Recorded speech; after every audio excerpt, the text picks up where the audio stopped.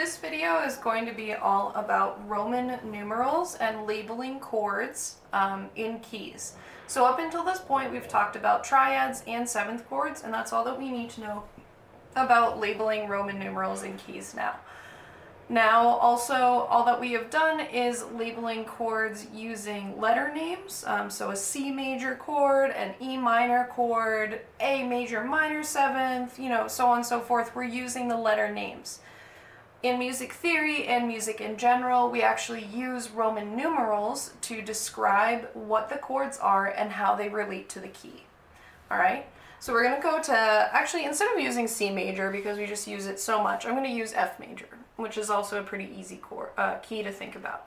I'm going to use F major as an example of how we're going to label these triads. First, we're going to treat triads, and then I'll talk about what notes usually are built for seventh chords, okay? So first things first, obviously I need a B flat. That's first things first. What we're going to do is that we're going to build a triad on every single one of these notes using this key. So making sure that every time that we write a B, we're going to include that B flat. So first we're going to do that. So we have an F, A, C chord. We have a G, B flat, D, because that B flat's in the key. We have an A, C, E. We have a B flat, D, F. We have a C, E, G. We have a D, F, A. And then we have an E, G, B flat. Okay. And then F, A, C again, I guess, but that's fine. We don't even really need that. Okay. What we're going to do, so this is F major, we're going to label that key. This is going to be a common way of labeling it, as it's in the key of F major, right? And we're going to go through and we're going to determine the quality of each of these triads. All right? So F, A, C, that's going to be a major triad. So when we do Roman numerals, a capital Roman numeral counts for major, a lowercase counts for minor. Also, lowercase counts for diminished, okay? Which kind of makes sense, right? Because a diminished chord is smaller and more related to minor than major, correct? So here we're going to actually have F, A, C, that is a major chord, and we're going to label that with a capital 1. All right, let's figure out the quality of this chord, G. So think for a moment in the key of G, right? And what happened to this? Actually, our third was lowered. So G, B flat, D is a minor quality chord. So what we're going to do, we're going to do a 2 here. So this is built on F major, scale degree 2, and it is a minor quality triad. So a lowercase 2 is what we get here. All right, next chord, A, C, E. Well, a C sharp E is major, but this is lower. This is C natural. So A, C natural, E is minor. So here, again, F major, 1, 2, 3. We're on a 3 chord, and it is minor. We're going to do a lowercase 3. Okay. Let's go to the next one. We have B flat, D, F. Thinking about just this chord itself, B flat, D, F, that is actually a major quality. So built on scale degree 4, we're going to get a capitalized 4. So this is F major, scale degree 4, and it is a major quality triad. All right, the next one, which is C, we're going to go C, E, G. Well, that's actually really easy. We know that one is major, so that is a capitalized 5. Now we're going to look at this. Let's see, D, F, A. Well, D, F sharp A is usually major, so actually our 6 is minor, so I'm going to do a lowercase. So scale degree 6, minor triad. And then last but not least, we have this one, which is E, G, B flat. All right, well, E, G sharp, B natural is usually a major chord, but this has a lowered third and a lowered fifth. So this is a diminished quality. So what we do, we do our lowercase 7, and then we just do our little circle. So that's a 7 diminished. So these are your Roman numerals that naturally occur in any major scale, okay? So if you were to do this, again, the same process that we just did with G major, with B flat major, with C sharp major, with any of the major keys, you're going to get this pattern of Roman numerals, okay? So 1, 4, and 5 are major, 2, 3, and 6 are minor, and then 7 is special, and it has a diminished quality. All right, what we're going to do now is the same thing, but with a minor key. Let's do Let's do E minor, because there's only one sharp in that, so it's a little bit easier, right? So this one only has F sharp.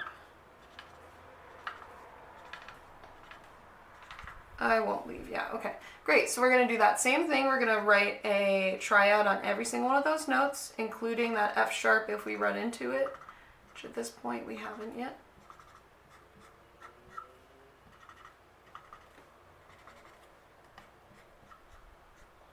Okay, what we're going to do here, we're gonna label the key. And then we're going to go through and look at all of these qualities, right? So E, G, B. I mean, that one's pretty obvious because we're in the key of E minor. We're going to have a minor 1 chord, right? Because that's like the tonic. That's what we call the tonic. I'm going to also talk about the functions of chords, okay? So we have F sharp, A, C. So for F sharp, A, C, you have to think in the key of F sharp major. This would normally be sharped and this would normally be sharped, but they were both lowered. So if 3 and 5 are both lowered, we have a diminished quality. So we're going to do the lowercase 2 and we're going to give it that little diminished circle. All right, next we're going to go to this. We have G, B, and D. Well, that's really easy. That is a major triad. So we're going with a 3 chord. So we're relating these all to E minor, giving it a number, but then the quality is determined by that triad, right?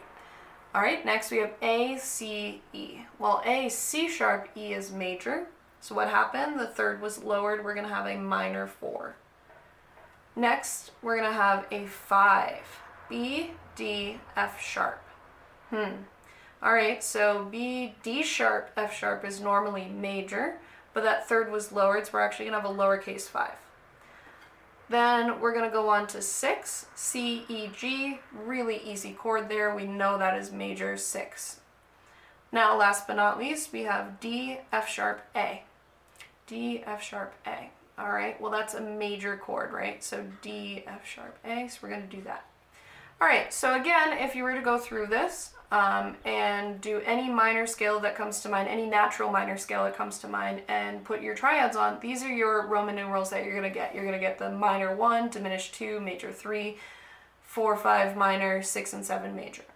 Now, there is something special about minor that we almost always do, especially through this course. We are always going to take that 7th scale degree, so that is right here, that D. We're going to raise it no matter what key that we are in, okay? No matter what minor key. So we're basically going to treat this as a harmonic minor scale.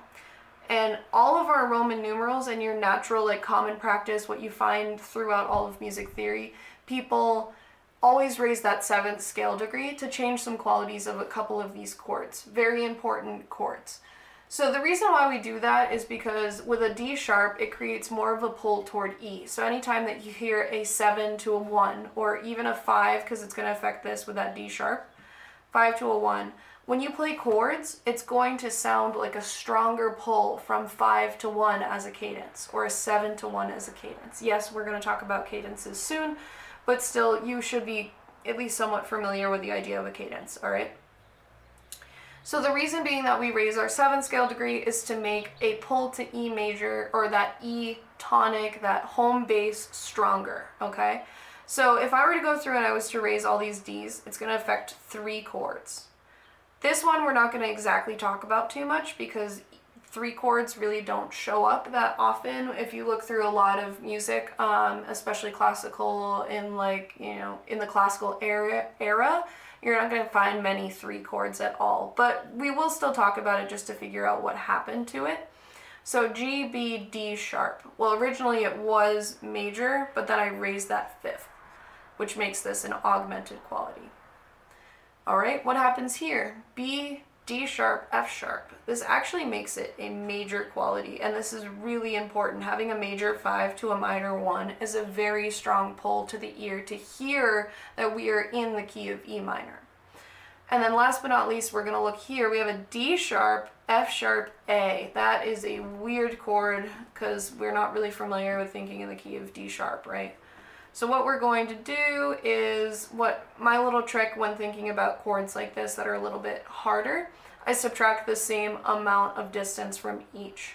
So if I made D sharp a D natural, we made F sharp an F natural, and then A, an A flat. So basically I just subtracted one accidental from each. Now I'm more familiar with the key of D, and I can identify that this is actually a diminished triad, right? F sharp would be major, and then A natural would be major. So this is actually a D sharp diminished 7th chord. All right. So these are the important ones that are going to be altered when we raise that 7th. So basically, and for all of your homework assignments for the rest of the semester and into theory too, anytime that you are in a minor key, we are going to raise that 7th scale degree. So in this case, in E, we had to raise the D. If we were in C minor, we would have to raise our B. If we were in G minor, we're going to have to raise that F. Whatever our 7th scale degree is, we're going to make it a harmonic minor to create these Roman numerals. All right? So what we can actually do is create a little chart. We're going to do major and minor. So for major Roman numerals, we're going to have a 1, minor 2, minor 3, major 4, major 5, minor 6, and diminished 7th.